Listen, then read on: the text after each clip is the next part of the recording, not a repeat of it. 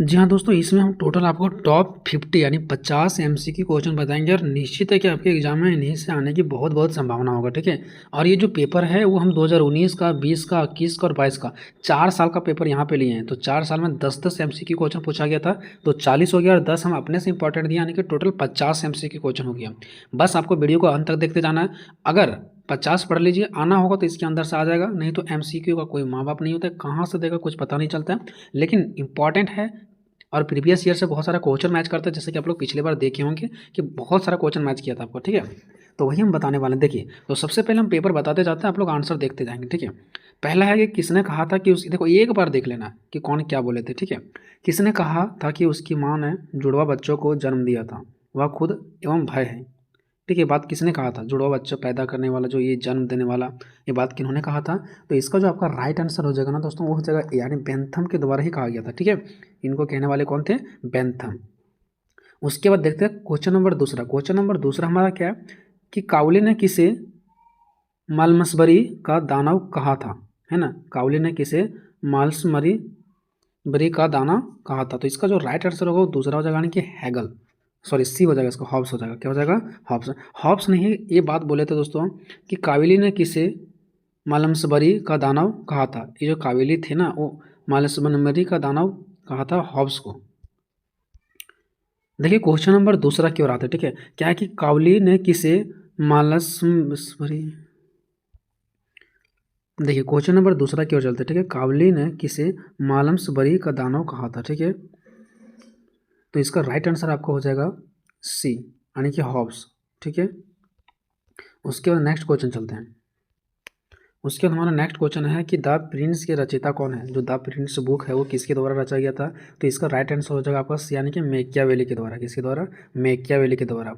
Next question है 4 number, D कॉर्पोरे तथा D होमिने किसके द्वारा रची किताबें हैं? तो इसका जो चौथा है, इसका राइट आंसर हो जाएगा बी, यानी कि हॉब्स। उसके बाद आता है क्वेश्चन नंबर 5वां।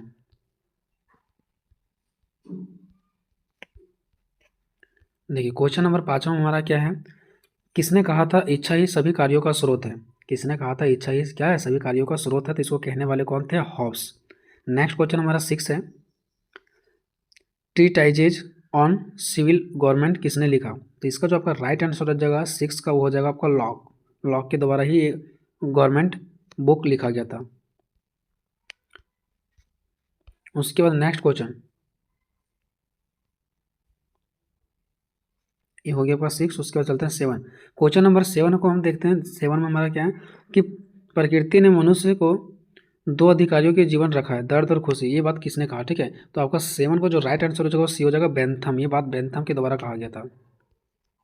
नेक्स्ट चलते हैं 8 नंबर। 8 नंबर में क्या है कि अनिच्छुक प्रजातांत्रिक किसे कहा जाता है? ठीक है। अनिच्छुक प्रजातांत्रिक किसे कहा जाता है? तो इसका जो राइट आंसर होगा 8 का, ये हो जाएगा आपका डी, यानी कि जे एस मिल। किसके द्वारा? जे एस मिल को ही कहा गया था। ठीक है। उसके बाद 9 नंबर आते हैं। 9 नंबर में हमारा क्या है? किसने कहा था मनुष्य स्वतंत्र जन्म लेता है और हर जगह जंजीरों में क्या होता है? वो बंधा हुआ रहता है। इसका क्वेश्चन बहुत बार पूछा गया है। ठीक है। तो जो 9 का राइट आंसर होगा डी, यानी कि जे जे रूसो के द्वारा। रूसो के द्वारा। ठीक है। 10 नंबर है, किसने कहा था जनता की आवाज़ ईश्वर की आवाज़ होती है? तो इसका राइट आंसर होगा रूसो ने ही ऐसा बोले थे कि जनता की आवाज़ क्या होता है? ईश्वर की आवाज़ होती है। अब आते हैं नेक्स्ट। ठीक है। यहाँ पे देखिए निम्नलिखित में कौन सामाजिक अनुबंध का दार्शनिक है? सामाजिक अनुबंध का दार्शनिक बोला जा रहा है। ठीक है। तो इसका आपको जो राइट आंसर हो जाएगा वो 4 हो जाएगा, यानी हॉब्स। उसके बाद नेक्स्ट चलते हैं बी। बी में क्या बोल रहा है? देखिए, किस आधुनिक राजनीतिक चिंतन को उपयोगितावाद के दार्शनिक के रूप में जाना जाता है? तो इसका जो आपका राइट आंसर होगा बी का, इसका भी क्या हो जाएगा? चौथा हो जाएगा, यानी कि बेंथम को। उसके बाद नेक्स्ट सी नंबर है आपका, मनुष्य स्वतंत्र जन्म लेता है किंतु वह हर जंजीरों में क्या होता है? जकड़ा हुआ रहता है। किसने कहा? तो इसका राइट आंसर हो जाएगा रूसो। नेक्स्ट आपका डी नंबर, किस चिंतक को अपने युग का शिशु कहा जाता है? किस चिंतक को अपने युग का शिशु कहा जाता है? तो डी का राइट जो आंसर होगा आपका हो जाएगा 2, यानी कि मैकियावेली। नेक्स्ट है आधुनिक व्यक्तिवाद का जनक किसे माना जाता है? जो आधुनिक व्यक्तिवाद है का, इसका जनक किसको माना जाता है? तो हॉब्स को। नेक्स्ट आपका एफ नंबर। एफ नंबर में क्या है कि डिस्कोर्सेस ऑन लिवियस की रचना किसने किया? ठीक है। तो इसका जो राइट आंसर हो जाएगा वो हो जाएगा आपका चौथा, यानी कि मैकियावेली। ठीक है। उसके बाद नेक्स्ट चलते हैं हम लोग। नेक्स्ट क्वेश्चन में क्या है कि कौन राजनीतिक चिंतन भाई के साथ जुड़वा पैदा हुआ था? कौन राजनीतिक चिंतन भय के साथ जुड़वा पैदा हुआ था? तो इसका जो राइट आंसर होगा वो हो जाएगा 4 यानी कि हॉब्स। ठीक है, नेक्स्ट क्वेश्चन की ओर चलते हैं। नेक्स्ट क्वेश्चन हमारा क्या है, किस फ्रेंच राजनीतिक दार्शनिक ने समानता, स्वतंत्रता और बंधुत्व का सिद्धांत प्रतिपादित किया है? तो इसका भी राइट आंसर आपका हो जाएगा 4 यानी दांते। ठीक है, सॉरी दूसरा हो जाएगा इसका रूसो, दूसरा होगा इसका रूसो होगा। ठीक है, चलिए उसके बाद नेक्स्ट आते हैं आई नंबर में, किस चिंतक को सुखवाद के सिद्धांत का प्रतिपादक कहा जाता है? तो इसका राइट आंसर हो जाएगा 4 यानी कि बेंथम। बेंथम को ही सुखवाद के सिद्धांत का प्रतिपादक कहा जाता है। नेक्स्ट क्वेश्चन की ओर बढ़ते हैं। नेक्स्ट क्वेश्चन हमारा कि किसने कहा कि अपने ऊपर, अपने शरीर एवं मस्तिष्क पर उसका पूर्ण प्रभुत्व होता है? ठीक है, कि अपने ऊपर, अपने शरीर एवं मस्तिष्क पर उसका पूर्ण प्रभुत्व है। तो इसका जो राइट आंसर होगा आपका हो जाएगा 4 यानी कि इनमें से कोई नहीं, ना J.S. मिल के द्वारा, ना जेम्स मिल के द्वारा, ना तो बेंथम के द्वारा। तो ये हो गया आपका अभी तक 2 साल का प्रीवियस ईयर खत्म हो गया। ठीक है, उसके बाद हम 2 साल का और भी देखेंगे। मेकियावाली कौन था? तो मेकियावाली एक राजनीतिज्ञ था। ठीक है, कौन था? राजनीतिज्ञ था। उसके बाद हम चलते हैं क्वेश्चन नंबर 2 की ओर। क्वेश्चन नंबर 2 में बोला गया कि हॉब्स की प्रसिद्ध पुस्तक क्या है? तो हॉब्स की जो प्रसिद्ध पुस्तक है वो क्या है? लेवियाथन। हॉब्स की प्रसिद्ध पुस्तक लेवियाथन। क्वेश्चन नंबर 3, रूसो का जन्म कहाँ हुआ था? जेनेवा। रूसो का जन्म कहाँ हुआ था? जेनेवा। क्वेश्चन नंबर 4, रूसो ने कितने प्रकार की सरकार बताया? 4। रूसो ने कितने प्रकार की सरकार बताया? 4। 5वां, उपयोगितात्मक पुस्तक के लेखक कौन है? मिल। उपयोगितात्मक पुस्तक के लेखक कौन है? मिल। क्वेश्चन नंबर 6, थॉमस ग्रीन की मृत्यु कब हुई? 1882। थॉमस ग्रीन की मृत्यु कब हुई? 1882। क्वेश्चन नंबर 7, अल्पमत सरकार का समर्थक कौन माना जाता है? अल्पमत सरकार का समर्थक कौन माना जाता है? बेंथम। क्वेश्चन नंबर 8, उपयोगितावाद किस विचारधारा का समर्थन माना जाता है? निजी स्वतंत्रता। उपयोगितावाद किस विचारधारा का समर्थक माना जाता है? निजी स्वतंत्रता। क्वेश्चन नंबर 9, जॉन लॉक ने अपने जीवन काल में कितने ग्रंथ की रचना की है?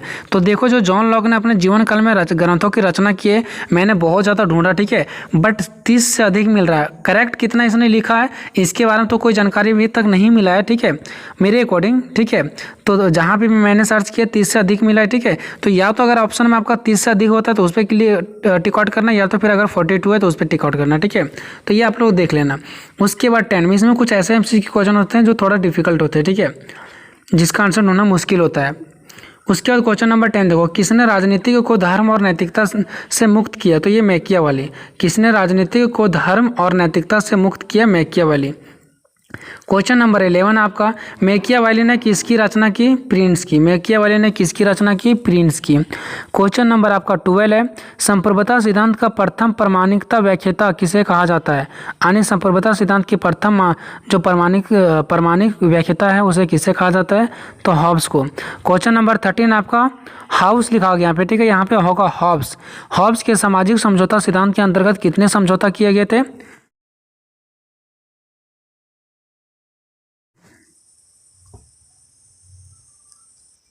ठीक है, तो क्वेश्चन नंबर 13 आप लोगों ने देख लिया। हॉब्स के सामाजिक समझौता सिद्धांत के अंतर्गत कितने समझौते किए गए थे? तो 1 हो जाएगा। ठीक है, आप लोगों का आंसर 1। उसके बाद यहाँ पे देखते हैं 14 नंबर, 2 ट्रीटीज ऑन गवर्नमेंट नामक पुस्तक के लेखक कौन है? तो लॉक। इसका लेखक कौन है? लॉक। ठीक है, उसके बाद क्वेश्चन नंबर में नेक्स्ट बात करता हूँ 15 का, लॉक की प्राकृतिक अवस्था में व्यक्ति को कितने अधिकार प्राप्त थे? 3। लॉक की प्राकृतिक अवस्था में व्यक्ति को कितने अधिकार प्राप्त थे? 3। उसके बाद नेक्स्ट क्वेश्चन नंबर 16 है, किसने कहा मनुष्य स्वतंत्रता यानी स्वतंत्र पैदा हुआ है परंतु वह स्वतंत्र जंजीरों में जकड़ा हुआ है? रूसो। किसने कहा मनुष्य स्वतंत्र पैदा हुआ है परंतु वह स्वतंत्र जंजीरों में जकड़ा हुआ है? तो इसने कहा रूसो।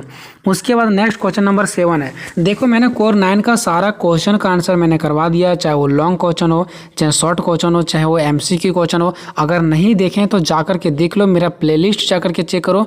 प्लेलिस्ट में मैंने लिंक डाल दिया, डिस्क्रिप्शन में भी मैंने लिंक डाल दूंगा। ठीक है, जाकर के देख लेना। कोर 9 का कंप्लीट वीडियो बना हुआ है। ठीक है, कोर 9 का एक वीडियो हम और लाएंगे। ठीक है, वो हमारा होगा रूसो का समान इच्छा सिद्धांत।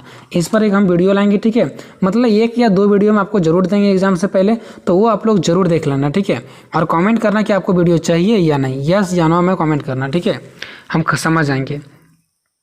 क्वेश्चन नंबर 18 है हमारा। ठीक है, सॉरी, क्वेश्चन नंबर 17, किसने प्राथमिक अवस्था के व्यक्ति के लिए आदर्श बर्बर का प्रयोग किया? तो रूसो। ठीक है, किसने प्राथमिक अवस्था के व्यक्ति के लिए आदर्श बर्बर का प्रयोग किया? तो रूसो।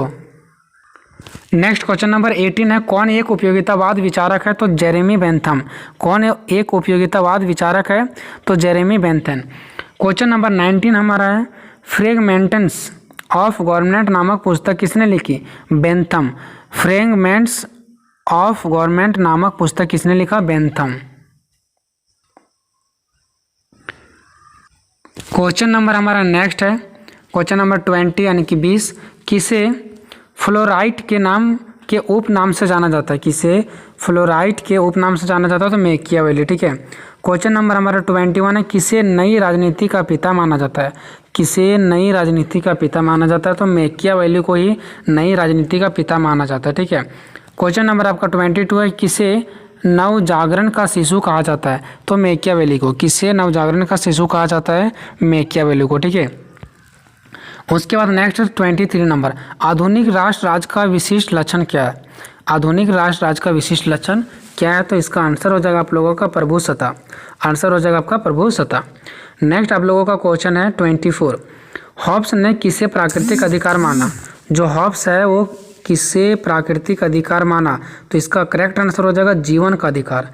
जीवन का अधिकार। मैंने 4 ऑप्शन नहीं दिया है, डायरेक्टली मैंने आंसर लिखा है ताकि आप लोगों का टाइम का बचा तो। ठीक है। 25 नंबर है, हॉब्स के चिंतन में कौन सी प्रवृत्ति दिखाई देती है? जो हॉब्स के चिंतन है उसमें से कौन सी प्रवृत्ति दिखाई देती है? तो व्यक्तिवादी। कौन सा? व्यक्तिवादी। ठीक है। उसके बाद नेक्स्ट मैं बात करता हूँ क्वेश्चन नंबर 26 का। 26 है, लॉक की आत्मकथा किसने लिखी? लॉक की आत्मकथा किसने लिखी? तो इसका जो करेक्ट आंसर हो जाएगा मारिस क्रंस्टन ने। ठीक है, मारिस क्रंस्टन ने। उसके बाद 27 नंबर आपका है, रूसो के मतानुसार किस तत्व ने सामाजिक असमानताओं को जन्म दिया? यानी रूसो के मतानुसार किस तत्व ने सामाजिक असमानताओं को जन्म दिया? तो इसका करेक्ट आंसर हो जाएगा निजी संपत्ति व्यवस्था। ठीक है। अब क्वेश्चन नंबर नेक्स्ट की मैं बात करता हूँ 28 में बताया गया है कि ऑन लिबर्टी का लेखक कौन है? तो इसका करेक्ट आंसर हो जाएगा जॉन स्टुअर्ट मिल। यानी कि ऑन लिबर्टी का लेखक कौन है? तो जॉन स्टुअर्ट मिल। ठीक है। तो इसका डायरेक्ट शॉर्टकट नाम याद रखना मिल। ठीक है। जॉन स्टुअर्ट मिल का शॉर्टकट नाम मिल भी है। ठीक है। 29 नंबर है, किसे बेंथम के उपयोगितावाद का समर्थक माना जाता है? तो जो इसका करेक्ट आंसर हो जाएगा मिल हो जाएगा। ठीक है। यानी कि मिल को ही बेंथम के उपयोगितावाद का समर्थक माना जाता है। उसके बाद लास्ट हमारा क्वेश्चन नंबर 30 है, किसने जेल सुधार के बारे में सुझाव दिया? कि जेल के सुधार के बारे में किसने हमारा सुझाव दिया? तो इसका जो आप लोगों का करेक्ट आंसर हो जाएगा बेंथम। ठीक है। तो